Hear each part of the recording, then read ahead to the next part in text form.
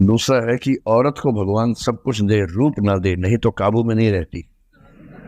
और नीचे लिखना है गोदन, गोदन पे देखा क्या मतलब है।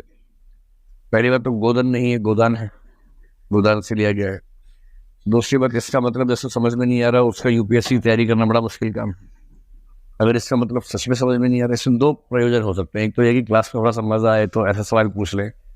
जैसे 8वीं 9वीं क्लास में जब बच्चे बायोलॉजी पढ़ते हैं ना, ऐसे सवाल पूछते हैं अपने टीचर से कि टीचर थोड़ा अपसेट हो जाए और बच्चों को आपस में मजा आ जाए।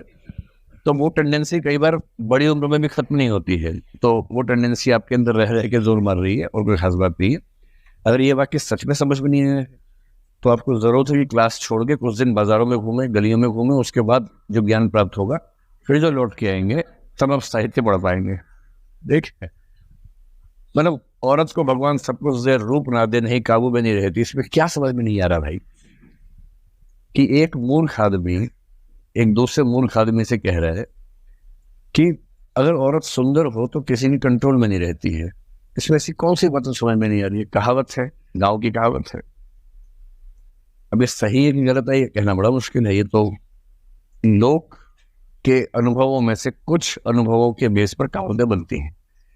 वो लोग जीवन के अनुभवों का एलसीएम नहीं निकालते हैं।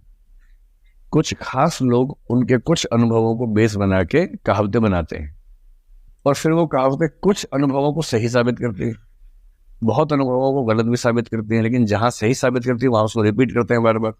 उससे लगने लगता है कि बहुत सही बात कही है। जबकि समाज में ऐसे लोग हैं, ऐसी स्त्रियां जो सुंदर हैं किंतु आत्मनियंत्रण में हो, ऐसी भी हैं। ऐसी जो सुंदर नहीं है और आत्मनियंत्रण में नहीं है, ऐसी भी होती है। ऐसे पुरुष जो सुंदर हैं वो आत्मनियंत्रण में रहते हैं, ऐसा भी नहीं है। तो पुरुष को भगवान रूप दे तो वो नियंत्रण में रहेगा, इसकी संभावना और कम है। रूप ना हो तब भी संभावना नहीं है। लेकिन इसलिए ये कहावतें हमेशा कमजोर वर्ग के खिलाफ बनती हैं, तो महिलाओं के खिलाफ बनती हैं। पुरुषों के खिलाफ कोई बना के देखे। बनाने वाले तो बेचारे घर में चौका चूल्हा कर रहे हैं, कैसे बनाएंगे?